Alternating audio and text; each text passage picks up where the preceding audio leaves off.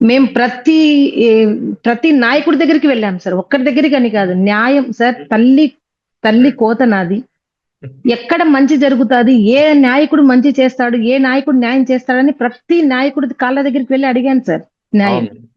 2017 నుంచి 2019 వరకు అయిపోయింది సార్. హ్మ్. 2018లో ఎప్పుడైతే చార్జ్ షీట్ మాకు వచ్చిందో అప్పుడే మేము 2018 జనవరి 26వ తేదీన మేము ఒక రిప్రజెంటేషన్ రాసుకొని హ్మ్. జూబ్లీ హిల్స్ లో హైదరాబాద్ లో ఉన్న జనసేన పార్టీ ఆఫీసులో అక్కడ పవన్ కళ్యాణ్ గారిని కలిసి ఇవ్వాలి.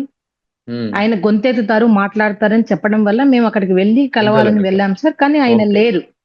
ఆయన రైట్. లేరు. ఆయన లేకుండా అక్కడ సందీప్ గారని అక్కడ మెయింటైన్ చేస్తున్న మేనేజర్ గారున్నారు. హ్మ్. ఆ ఆఫీస్‌ని. అతనికి ఒక సెట్ అంతా ఇచ్చి, "సార్ ఇలా జరిగింది, ఇలా జరిగింది. మాకిలా అన్యాయం జరిగింది. ఇలా టీడీపీ ప్రభుత్వంలో ఇలా చేస్తున్నారని" నేను చెప్పి అక్కడ ఒక సెట్ అంతా ఇచ్చి మొత్తం రావడం జరిగింది సార్. "అమ్మ మేము పార్టీ ఆఫీస్‌కి ఇస్తామమ్మా. వాళ్ళు మీకు అన్ని ఎంక్వైరీ చేసి వాళ్ళ లీగల్ టీమ్‌తో మాట్లాడి మీకు పవన్ కళ్యాణ్ గారు ఆఫీస్ నుంచి కాలొస్తది" అన్నారు. మేము వచ్చేసాం సార్. 2018లోనే మరి జగన్మోహన్ రెడ్డి గారు పాదయాత్ర చేస్తున్నారు సార్. అవును. పాదయాత్ర చేస్తున్నప్పుడు మరి జగన్మోహన్ రెడ్డి గారికి కూడా నేను కలవడం జరిగింది. ఆయనకు కూడా "సార్ రైట్. ఇట్లా జరిగింది అన్యాయం" అని చెప్పాను.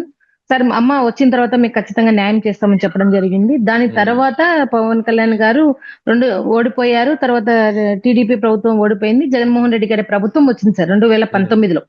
ఓకే.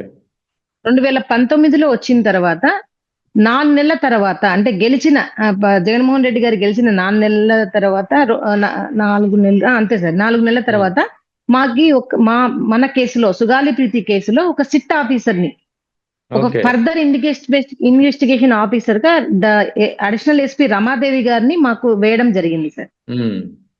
ఏదైతే పాదయాత్రలో మాటిచ్చారో ఆ మాట ప్రకారం మాకు వేయడం జరిగింది. రమాదేవి గారిని వేయడం జరిగింది.